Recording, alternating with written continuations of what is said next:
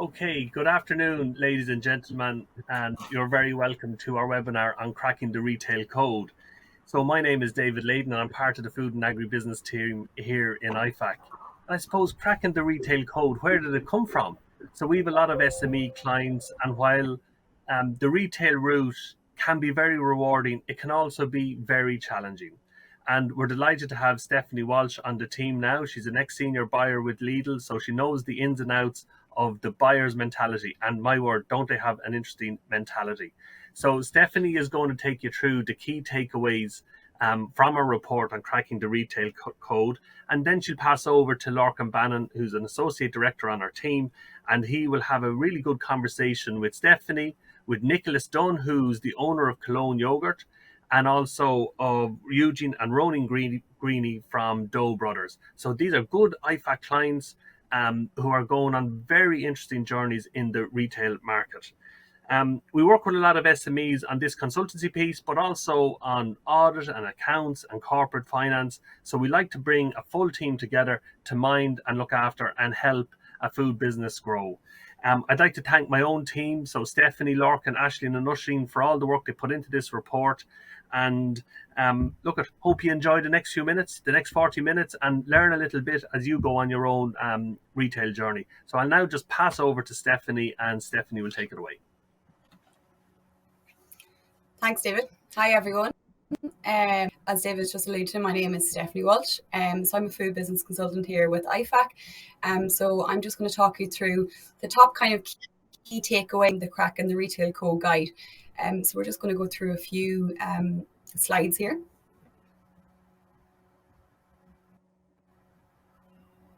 So I suppose there's probably about 9 chapters or so within the crack and the retail code guide that we could go through today. But I picked out the key chapters from a retailer perspective and also a producer perspective that's really, really important to ensure that your business is successful when starting, also when you're in business in general. So even if you have a product on the shelf at the moment, you'll get something out of this guide. So the first area we're going to look at is a competitive landscape. And the second piece then is a category opportunity. And the third piece then is successful negotiation. So the first step is competitive landscape. So I suppose, what is that? It's understanding your competitive landscape overall. It can be quite tricky. So I suppose, bring it back to basics. You're a supplier and you supply granola, for an example. How do you understand what the market looks like, what retailers have in stores, and what potentially opportunities you could bring to the retailer, and what gaps there out there. So within this guide then we've categorized and used practical tools and tips in order for you to be able to establish and navigate your whole way throughout the competitive landscape. First element we're looking at there is pricing. So I suppose the main kind of area that you need to look at when you're walking the retailer shop floor with a really easy and inexpensive way to understand various important elements within your category. Pricing is one of the main elements, as I said. So having a look at the retailer's pricing within your category. So for an example, if you're looking at yogurts, you need to understand, what's the cheapest price in the market, what's expensive price in a retailer, and kind of the average price in the category as well. That gives you a good understanding of what the retailer's expectation is in terms of retailers' pricing, but also working back for your margin. So that's one of the key elements within that to review and understand. The next element is looking at is trend. So specific trends in category. For an example, within the kind of yogurt section, again, if you go back to that, Greek style popping up often. That's something that you should be looking at if you're a yogurt producer. Do you supply Greek style yogurt? And if we have a look at something else that retailers are looking at, is looking right and left of your category. So if we look at the biscuit category and the chocolate category, salted caramel was a big flavor. That filtered then in of your desserts, the likes of your yogurts, etc. So it's not only just having a vision of, the trends within your category, but also understanding what's right and left and what's going on there, and what you potentially could bring into your category as innovation and being that kind of one step ahead of the retailer. The next element is the branding piece. So this encompasses lots of things. So your branding being your packaging, and also key elements, whether it be private label or whether it be brand. And those are the questions that we ask later in the chapters within the Cracking the Retail Code as well. Kind of looking at the branding element as a standalone, having a review of the market and understanding, okay, are the key call outs within your category is important, is gluten-free important, etc. So it's getting a good understanding of what makes sense to the customer and what the customer is using at the moment, and you need to apply that to your product. And the next area is the retailer strategy. So there's obviously 5 years in Ireland, and having a look at their individual retail strategy within your specific category, and even as a whole, is a good to get an understanding of what potential opportunities there may or may not be for you as a business. And this is just basically doing your homework and walking the shop floor. So having understand Irish important, is local products important to the retailer, and getting a good understanding if they stock lots of brands, or are they Irish local brands, or is there predominantly private label within your category. Understanding that will help you strategize for the future then, in specifically which retailer you may choose to deal with in the future as well. Another element then is looking at quality. So this is really getting out to the market and comparing your product to the rest of the market. So comparing being looking at back of packs, nutritional information, but also looking at your packaging, and then actually tasting the product, getting stuck in tasting your product versus the market. You might not have a direct competitor, and that's okay, but getting a good understanding of what's expected out there for specific products and benchmarking against that, so you can understand, okay, is your product superior or inferior of that quality within the market. It gives you a good foundation to move forward. And the kind of last element within the competitive landscape is supply chain. So understanding the retailer's supply chain base. That means that going out to your category and understanding, okay, who is the main supplier within this category for this retailer? Have the exact same product that we want to supply, or have they got something that they potentially could turn into the product? So, have they got the packaging formats, the equipment in terms of, granola, for an example. It's getting a good understanding. This will help you with your negotiation and understanding who's the competitive landscape within your specific category. So the next area we look at is category opportunity. So this is clarifying your category opportunity. And I suppose kind of at a basic level, this is understanding what the value is in the market. So you need to understand the market in general and the category that you play into. So you need to identify what category, first of all, you play into. So for an example, if you're in crisp category, okay, it's fair to say, yes, we're in the crisp category, and that's pretty simple. But are you playing into the crinkle cut, the flat cut, the more premium crisps, the more value tier crisps? It's getting a good understanding of what you're playing into, because then that ties back into the competitive landscape and understanding who your competitors are and what kind of price ranges you should be fitting into. The next element then is understanding what sources you can use to identify that category opportunities. The likes of Kantar and Mintel are able to help out on board BIA to understand that kind of value of market. So the value of market is essential. So understanding what that total category value is in monetary value. So what that opportunity is really essential for you to understand, okay, we want to make this product, but in theory, is there a market there for it at the moment? And if there is, what is that value? And if there isn't, is there a gap, and what is that value? And it's getting a real understanding of the detail within the numbers as well. And the next piece then is understanding and in terms of the specific category that you're playing into. So if you are playing into, I don't know, the tomato category, for an example, you need to know who is the leader within the retail landscape of the tomato category, who is the top player, who is underperforming versus their market share, etc. The good strategy on, okay, we want to play with the top player in the market within this category, so we approach them, and that's kind of to form your strategy around that, and who's playing, who's winning and who's losing. So getting a good understanding of that builds up your whole confidence within that category and that area. And the next area is simple market research. So obviously using the data from Kantar and Mintel and sources like that, but also reviewing stores and retailers' assortment will also guide you on your strategy within your category. So you'll understand where specific, products sit into categories as well. You'll understand, okay, well, retailers are obviously seeing something worthwhile here if they're adding on additional items for specific areas. So they obviously there's a gap here and they're doing well in this market. So it's having a good understanding and keeping an eye out for all of those trends as well, which will help you category opportunity.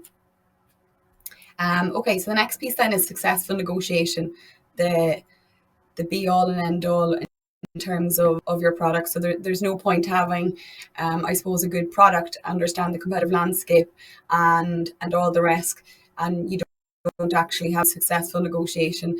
And it can be fun, but also can be quite stressful as well. So within the guide, we've given good tips in terms of kind of a retail and what you can do as a producer in order to kind of maximize your output and your pricing as well. So the main elements here is when both parties win. So as much as there might be a few smiles on the call today, the main element and the main reason why you do a negotiation is obviously for both parties to win and feel like they've won as well. So don't be afraid to be happy that the retailer is happy, and be happy that you're happy with the successful negotiation.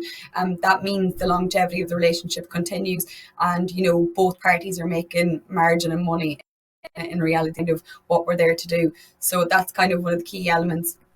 Do your homework on the retailer store. As I said previously, that competitive landscape piece will play hugely. So understanding the competitive landscape and what players play into that category and within that whole landscape piece will give you understanding whether business can be taken away from you or business can't be, and understand your power and your position within the retailer. And understand the value of the potential contract. So, sometimes producers see, a certain amount of volume and say, okay, that's brilliant. Monetize that and understand what that looks like in terms of your total business and whether that makes sense with your capacity as well, to understand, okay, just with one retailer and they're 100% of your business, do we need to look at diversifying or do we not? Are we happy with that situation? So it's get a good understanding of the value of the potential contract is a good piece to work in your negotiation. Ensure your costings are meticulous. So this is one of the key fundamentals of a negotiation, and before you ever set foot into a buyer's office, I suppose, or a call, is using an accountant to create some sort of calculator, and that really speeds up time when you're in negotiations with your retailer, and it gives you a good understanding of where you need to be in terms of your margin, but also ensures that any unforeseen costs are covered off as well, which is what we need to do in order to make sure that margin is, I suppose, with cost of living crisis and all of the other elements, we need to make sure we have a buffer there as well for producers. So as I use sources like Mintel and Cantor to back up and understand what is driving your costs. So the likes of the energy crisis or plastic costs, etc. You should be using data and noting data of the European market and Irish market for any significant costs within your business, and getting a good understanding. Having those figures done shows that buyer that you've done the homework and your costings are correct. So it just instills confidence in the retailer that you've done your homework, but also helps you, sir, ensure you've covered off all elements with costings. And I suppose this is just a general tip round of negotiation. Don't show all your cards at once. Every negotiation has lots of layers, depending on which retailer negotiation and which product, but I suppose keeping those little nuggets for how the negotiation goes along. Everything in theory is up for negotiation, so it's not just net price. So keeping some cards close to your chest in order, you might need to use them for another round of negotiation to help out with something else and a little bit more to you. And the last kind of final point on that successful negotiation is develop a step-by-step approach on your costing. So that in reality, most buyers won't accept that first round pricing. You need to develop a step-by-step costing piece. So understand what you're okay if you give, a 10 cent here or 10 cent there. Are you okay with that? But also have a bottom line price that you're happy with. to walk with, and that's really essential at the start of your negotiation, to have that on pen to paper and work out those costings, so you can understand what makes sense to you guys as a business to maintain your margin, and also what makes sense going forward for the business as well as a strategy. So I suppose that's kind of the main element cracking the retail code guide. I'd like to thank everyone today for coming, and I hope you find that very useful. I'll just pass you over to my colleague Lorcan now. Very much everyone enjoy. Thank you very much, Stephanie. Lots of practical insights and guidance from the retail guide. So good afternoon to everybody. My name is Lorcan Bannon, and I'm Associate Director with Ifac. And it's my great pleasure to moderate the next part of the webinar. So along with Stephanie, I'm going to invite two exceptionally interesting companies. First of all, we're going to introduce or talk to Eugene and Ronan from Dobro's, the #1 pizzeria in Ireland in 2022, and the 79th best pizza in the world. So just think about that for a second, of all the pizzerias. So exceptionally good pizza makers. Set up in 2013. They've also got a following of over 75,000 people on social media. So excited to see their viewpoint in retail, because they're obviously good at making pizzas and communicating online. And then we've also got the CEO of Cologne Farm, Nicholas Dunn. Delighted to have Nicholas with us today. Cologne Farm is the only single origin dairy yogurt producer in Ireland, and has built up an incredible reputation for award-winning yogurt, all produced in one source on their farm in County Wexford. And as a regular consumer of the yogurts, I can vouch for the tastiness and the quality of the product. So before we jump into the nuts and bolts in terms of retail, it would be great to kind of get a little bit of background from the two companies of their business journey so far. So we might start with Eugene and Ronan and your story about Dobro's. Hi guys, thanks for having us. I'm Eugene and this is Ronan here. So our journey with pizza actually began probably, although we're in business 10 years, it probably began 20 odd years ago on a family trip to Naples. That's where we seen firsthand authentic Neapolitan style pizza, which for us it's the most original way, and for us the best style of pizza. When we came home from that, we'd often remark that nobody was doing that kind of style of pizza in Ireland. And we grew up in hospitality. Our mother managed a restaurant for 30 years, and our dad had a bar and restaurant as well in County Mayo. So it was kind of, hospitality was in our blood. We shared a room growing up, and we often remarked that someday we'd like to have our own restaurant. Fast forward 27 years, I came home from Australia, got a job, lost my job, and it brought us back to what we always wanted to do, which was to have our own restaurant. Ronan was due to finish college in about 6 months, so we said it was kind of a now or never moment. We looked at the food, we came back to pizza, which we'd always remarked on. We've seen a big opportunity to do Neapolitan style pizza, do it with amazing Irish ingredients, and also in a way that showcased, do it in an authentic way that showcased our personality, who we are and where we come from. So we started out in a food truck in 2013, and then we opened up a pop-up in 2014. We moved to a permanent city centre restaurant in Galway in 2016. And in the last few years, thankfully, just through hard work and trying to make the pizza better every day and the service better every day, you know, we've been listed as the #1 pizzeria in Ireland, 16 in Europe and 37 in the world, which has been incredible. In the last couple of years, we've had a bit of an experience during COVID with the online side of things, shipping our pizza bases and ingredients to customers at home, and it was a real eye opener, and that's led to where we are now, which is trying to push into retail, which we're very excited about. Great stuff. Thanks, Nicholas. Yeah, good afternoon, everyone. I suppose maybe to give you an idea of where we come from, we're dairy farmers. Being dairy farmers, there are 9 generations of a family here. I suppose the Cologne piece all started in 2003. Very much started locally, so we're very lucky that we had a Peddits group here in Wexford that had 4 or 5 stores within the Wexford region, whatever the way to get it in. Took me into food service after that, and then our first sort of real break came with Palace Foods, which is now Cisco, and we got a national listing to supply them. So that was the first time we ever got a pallet product out of the place, which was a real milestone. Because unless you're moving pallets, you won't survive too long. in the food game. I suppose, look, after that, we started to get involved a little bit into private label, and look, our breaks came in about 2008 with Super Quinn. We launched glass jar yogurts in Super Quinn under an SQ range. Very fortunate at that stage that there was a guy in it that had actually worked for Marks and Spencer's and in the UK and had a very, very rigid way of doing things and developing NPD, and give us a real lesson. I think we drew something around 3,000 samples to Dublin, and every one of those samples got rejected over a 6-month period or whatever. Just that we just weren't hitting the right spot. But look, we eventually got it, and that was the start of it.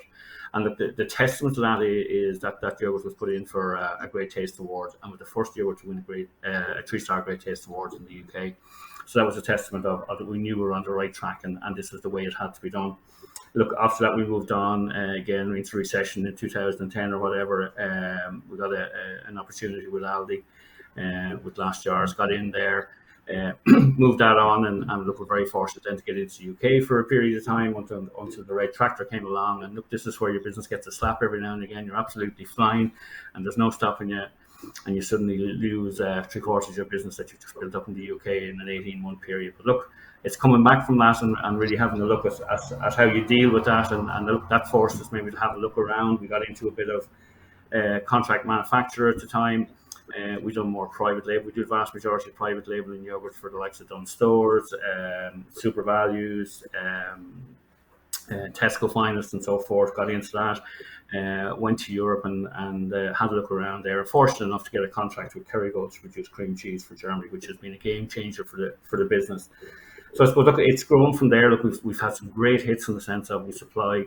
We're the only yogurt supplier to the only 7-star hotel in the world, which is in Dubai. We also supply the likes of Emirates First Class. So if you're on First Class or even into Business Class in the last couple of months, you'll actually get our yogurt, and that's what you get for, we put a lot of work into taste and so forth, and how it looks and how it's presented and so forth, and that's what you have to do to be successful in the sense of getting your product out there.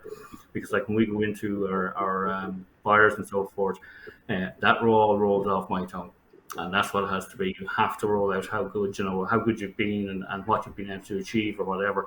And to bring in names like Emirates Airlines, or the only 7-star hotel in the world or whatever, and being successful maybe in contract packing and being, look, we actually make Kerrygold cream cheese, and look, it's a phenomenal brand again. And you have to do things really to be right to get it there. But that's a good run of who's the stop tour of 20-something years of work.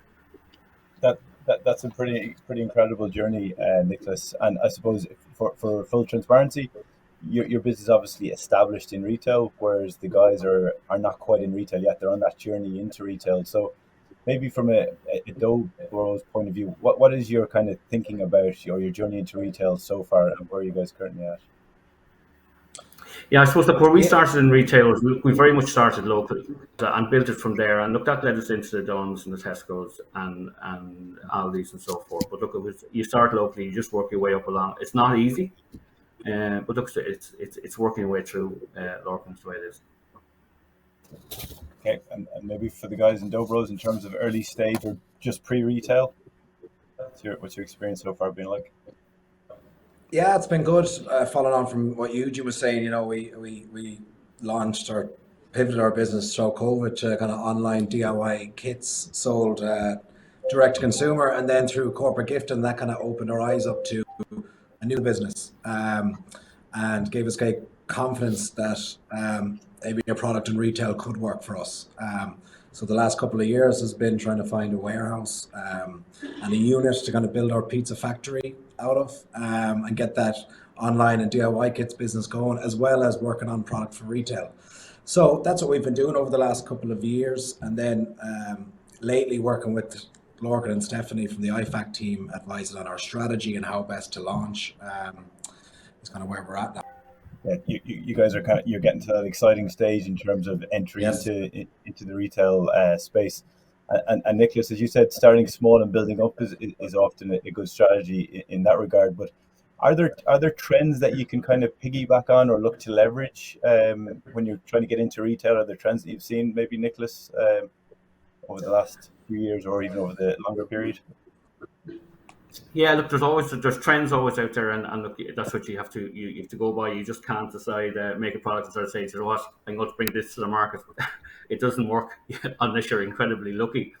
Look, we do a lot of research work, and look, recently, look, we were lucky enough. We actually went to the UK with Stephanie, and we actually toured around all the main retailers in the UK. And out of that gave us a good indication of what's currently happening, and maybe what trends are coming. You know, you look at the shelf, you see where, you know, you can look at, like, we all know protein yogurt is a very big piece at this stage, and that's now moving into immunity, and that's the next trend that's coming down the line.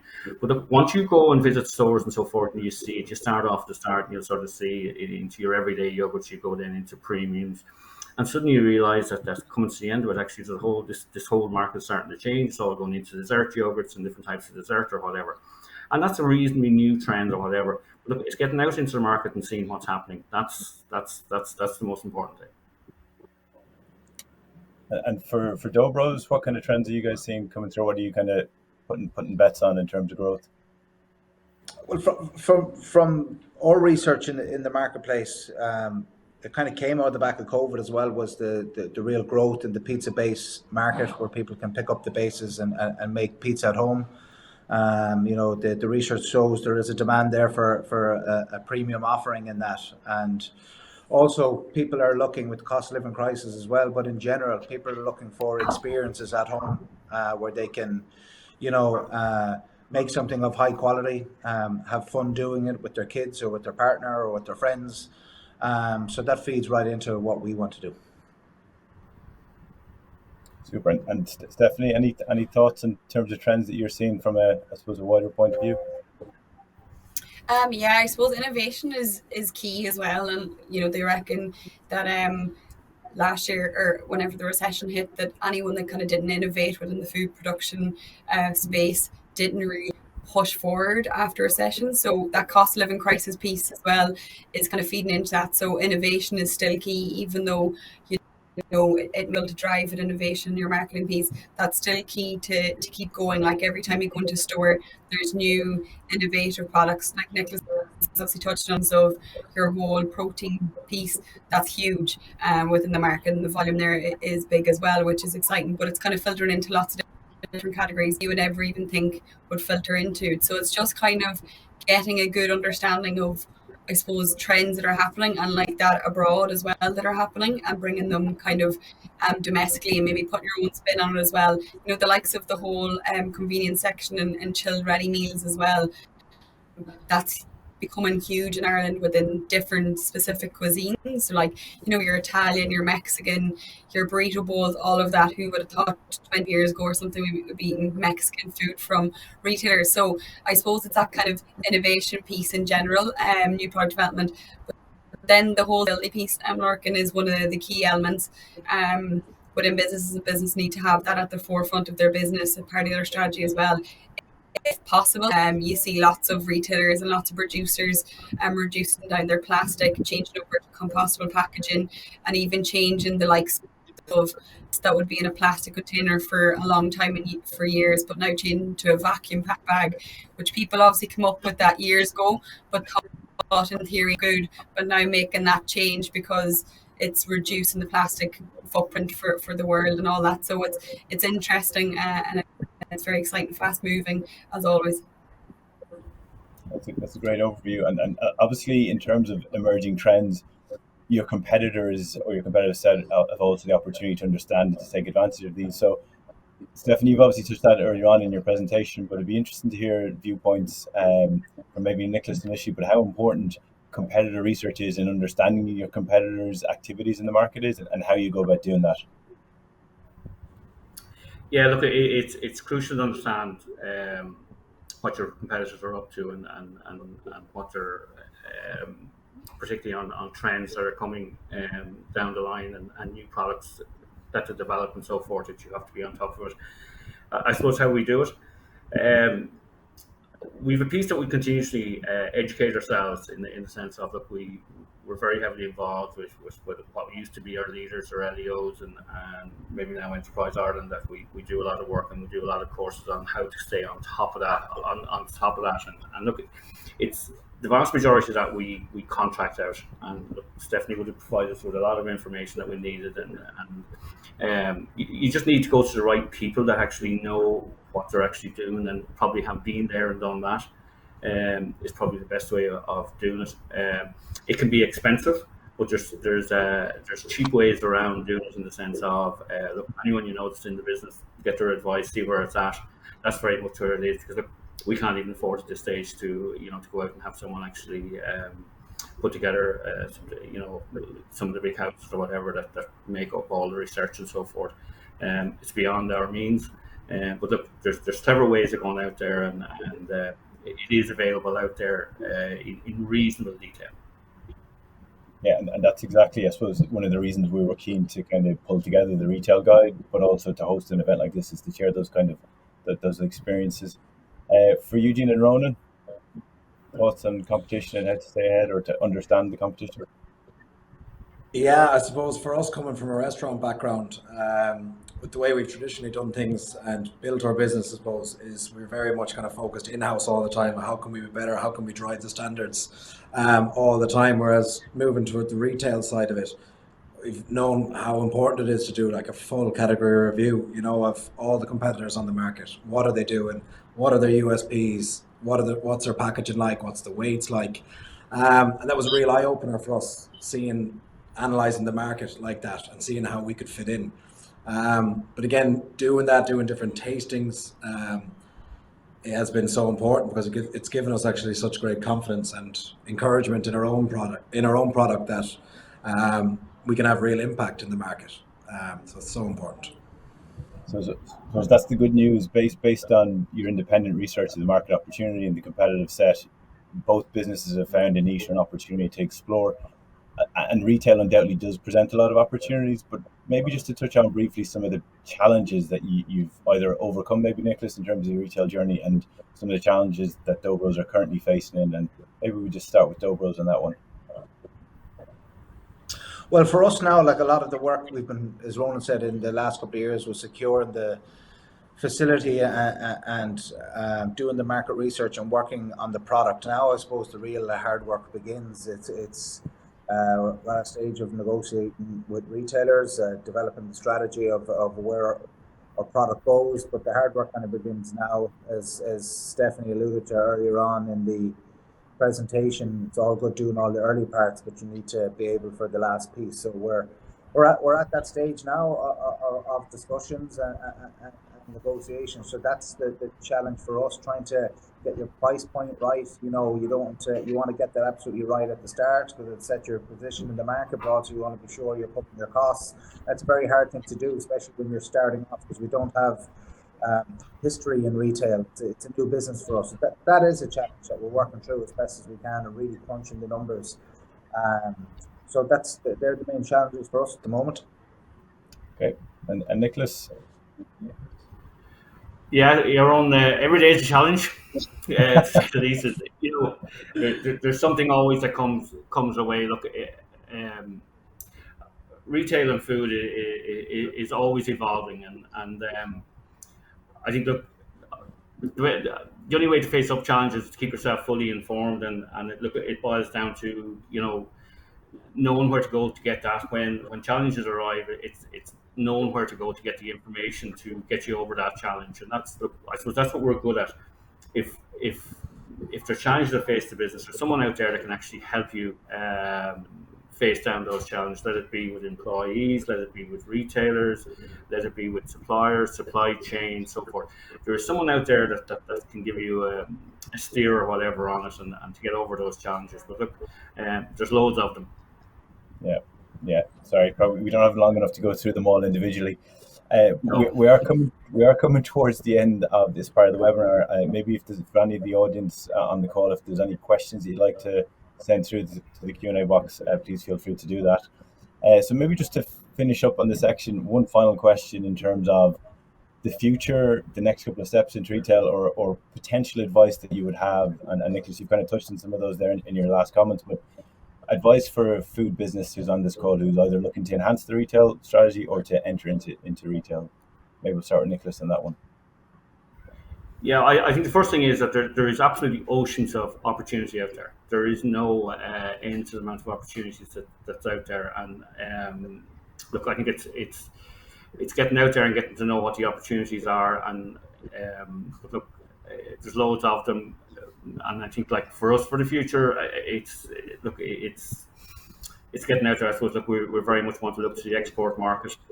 Look, we're almost nationwide with every retailer in the country, and we've one left that we're hoping to crack in the next couple of weeks. And after that, then look, we're going to look to the UK and into Europe. And look, there's just books of opportunity there, and it's just going after it and getting a bit of luck. Good stuff. Eugene, Ronan, any words of advice? Conscious you're at the early stages, but you might have picked up some of this along the way so far. Yeah, no, I think understanding your position in the market, I think it's really important in retail not to just jump headfirst into something. I think it's really important to, as Nicholas said, have all the information formed, because there's quite a bit in it, but there's a lot to learn within it. And yeah, I think trying to gain all the information possible, obviously working with the likes of yourselves has been brilliant, and getting a lot of the data and getting a lot of the insights that we need, and steering us in the right way. Yeah, no, the future, I think, hopefully, fingers crossed, being on a supermarket shelf soon is the goal. Hopefully this year. So, good stuff. You heard it here first. Look forward to seeing that. And Stephanie, maybe final comments, Stephanie, in terms of the future of retail, or any advice you have. Yeah, I suppose I do have a little bit of advice, and it's, like the lad said, to be fair, is having all your information, your data. It is a little bit about a bit of luck, but also believing in yourself, and like, you've done the homework as well. So showing the retailer your passion, your enthusiasm, and the homework you've done, and the gap that you have seen in the market. That's kind of the key part, and doing the homework for the retailer, all the homework, and making the retailer understand that, okay, yeah, that makes sense to bring that product in, rather than twisting their arm and just showing the dough. I suppose a bit of belief and confidence in your product. And yeah, as Nicholas said, the world is your oyster then, hopefully. On that note, Stephanie, Nicholas, Eugene and Ronan, thank you very much. And I'll hand back to David for Q&A. Okay, thanks. So there's a few questions after coming in here from both the audience, and I have a few for myself. I think there was a real nugget there from Nicholas when he said that you have to be moving pallets if you're a food company, or you may forget about it. So for Eugene and Ronan, pallets is what you're looking for eventually. So we'll take that on board. Now, Nicholas, you're a long time dealing with buyers like Stephanie, and I'd be interested to hear, how do you deal with buyers and mind them and look after them and make sure that they want to work with you? Well, I suppose we actually don't call them buyers.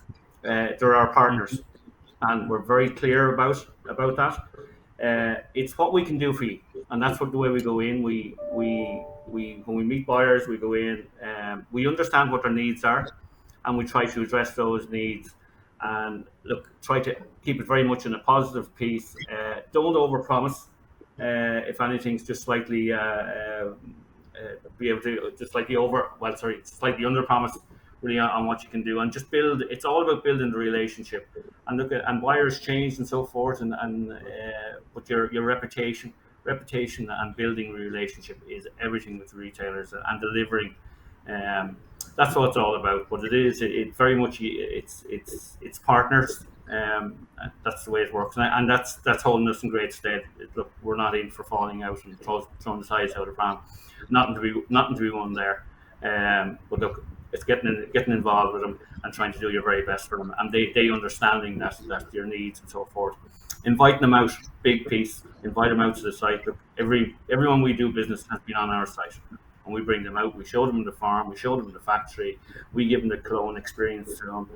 We introduce them to our people in our team here, and that's what it's all about. Okay, good. Eugene and Ronan, You have a great social footprint. You have a big audience of loyal Dobro fans. How do you use that? And one of the questions that came in terms of driving your new product development and your innovation, or do you use that social, group of fans that you have and guys and girls that endorse you on Instagram and Facebook and Twitter, etc.? Yeah, well, what really came out of the online piece, your digital marketing strategy isn't just your social media. What we've seen was the email marketing and how powerful that was, not only in sending out notifications when our kits were live, but also in terms of getting feedback. Our website as well was built by Shopify, and the data and insights you can get now on who your consumer is, how frequently they're buying. The data is there, which definitely you should use to inform your decision making. So we definitely tap into that. We look at our insights from our social media, break down by demographic, who's following us, what their typical age group is, and then that helps with your marketing strategy, which informs your product development as well. Good. Yeah, no, very, very good. Nicholas, another one coming in here for you. The Cologne brand is a lovely brand. It's well loved around the country, but you're doing a lot of private label, and I suppose you have to do private label in the food business. Do you ever sort of get a feeling of, geez, I wish it was all Cologne branded yogurt that people are eating, and it wasn't sort of private label yogurt that people are eating? Or Yeah, are you I just suppose happy? Go ahead, or are you just happy with the amount of, I suppose, throughput that private label can deliver? I suppose it's all about needs, David, and look, we'd have to be very honest about it. Without private label in our business, we'd never built a brand, and that's just fact. Look, it's particularly in yogurt where it can be very commoditized in some areas, but very premiumized in others. But look,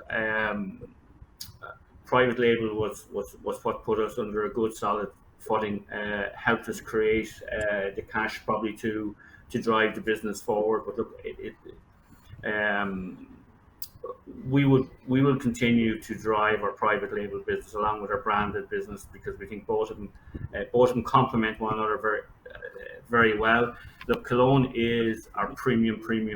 That's the way we look at it. We mind it incredibly well. We're very careful about what we put into it and so forth. And it's always the best product going out. There's always a difference between what we do for Cologne and what we do for private label. At the same time, we address all our needs of our private label customers, and we give them phenomenal quality within that. But look, it's a necessity within the business. And look, there's another side to it in the sense of that all the retailers that we've done private label for helped us to get to where we are today, and that's in that from a quality point of view, all our quality systems and so forth. They came out and audited this, and grew us, to a point where we're actually able to cater for their needs and so forth. So look, it was very much a relationship with them, but we'll have to sort of say we've learned an incredible amount from doing private label in our business. Okay. The last question, and Nicholas, I'm afraid the spotlight is going to be back on you again. In the last year, there's been a massive increase in costs in all food businesses, and there has been a certain number of price increases got for product. As we go forward, the question that the audience member is asking is, do you feel that there's going to be real price pressure to decrease prices over the coming period? And is it in food manufacturing at the moment? Because there's a lot of noise about that, but we see a lot of food businesses, and potential to decrease the price on a food producer side isn't really there. Yeah, well, you're absolutely right on that, David. There isn't any scope currently to reduce pricing. That's just a fact. It's taken us. So all our on a weekly basis here, our costs rose over the last 2 years, and we probably only got our last price increase about a month ago or less. So there's a real lag in that. We're now trying to build margin back into our business after it's been completely eroded out by all those price increases. Because look, it's been a tsunami of price increases, so it has been very difficult. I would say you have to resist at all costs bringing prices back down until your margin is built back into your business. And look, if products continue to come down, or your inputs continue to come down, well then look, you're going to have to pass it back on, because without it you won't be competitive. But I was sort of saying, keep a good eye onto the market, but at the moment, look, be very, very slow. It's took a long time to get our prices back up again. Food is only really reaching that actually its true value now, in the sense of it's been a long time. I think we went here 8-9 years without any price increasing. So look, there's been a reset in the market. Costs are still extremely high. If it's, where milk has come down a little bit, well, our labor costs, our packaging costs, and our energy costs have gone up and absorbed that piece. So look, it's a piece of fighting a very hard battle here. Get your facts, and put them out there with them. But look, I wouldn't see any need to reduce costs or reduce prices at the moment until margins build back into your business. Okay, I think that's a very fair comment. And the final question that's come in, and it's for Eugene and Ronan, and it's a little bit lighter. You'll be glad to hear. Probably one of your big fans is asking on the Q&A, what's the first pizza that they're going to be able to buy on the shop shelf? Well, actually, ours isn't going to be fully topped pizzas. They're going to be Neapolitan pizza bases, where people will be able to easily top assemble themselves and cook in their home oven. So they'll be able to make their own dough roast pizza at home at ease and at affordable prices. And what would you be advising? So when they get all excited and they run into the shop and they grab this pizza kit, what do you think they should put on? What topping should they use the first day? Well, for a start, you can't beat a good margarita. Simple is beautiful, and there's a reason why it's the #1 biggest selling pizza in the world. So we're going to have a branded sauce. We're going to have a really good Neapolitan pizza sauce. Get yourself some really good mozzarella, Parmesan, extra virgin olive oil, and basil, and that is hard to beat. Lovely. I'll pass back to Lorcan and Stephanie now to close today. And look at it, obviously from ourselves and Ifac, a big thanks to you guys for taking part in today's webinar. So I'll pass back to Lorcan and Stephanie. Yeah, just echo those sentiments. Thanks to everyone for attending. The report, if you haven't accessed it already, is available on ifac.ie. We'd encourage everyone to download it and have a look at it, and feel free to reach out to any member of the team if you have any questions on it. And thanks again to everyone who's participated on the call today. Thanks very much, everyone. Hope you enjoyed. Talk soon.